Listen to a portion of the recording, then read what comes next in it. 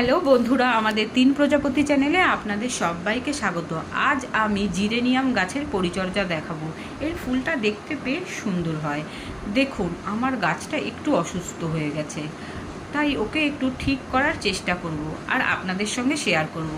এই গাছটা বৃষ্টিতে ভেজাবেন, কিন্তু গোড়া বেশি ভেজা থাকলে বৃষ্টির জল থেকে সরিয়ে রাখবেন। আমরা এই গাছটার গোড়ায় অতিরিক্ত ভিজে গেছে আর এই পাতাগুলো ফ্যাকাশেও হয়ে গেছে আর গাছের পোকাও হয়েছে। আমি প্রথমে এর পোকা খাওয়া পাতাগুলো আর শুকিয়ে যাওয়া ফুলগুলো সব কেটে ফেলবো। গোড়ার মাটিটা একটু আস্তে করে খুঁড়ে নেব।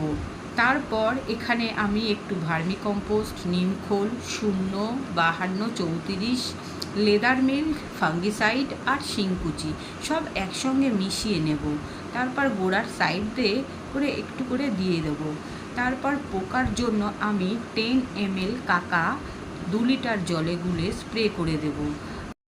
আপনাদের যদি এই গাছের পরিচর্যার ব্যাপারে কিছু জানা থাকে তাহলে আমাদের সাথে একটু শেয়ার করবেন, আমাদেরকে একটু জানিয়ে দেবেন। তাহলে আজ এই পর্যন্ত, সবাই খুব ভালো থাকবেন।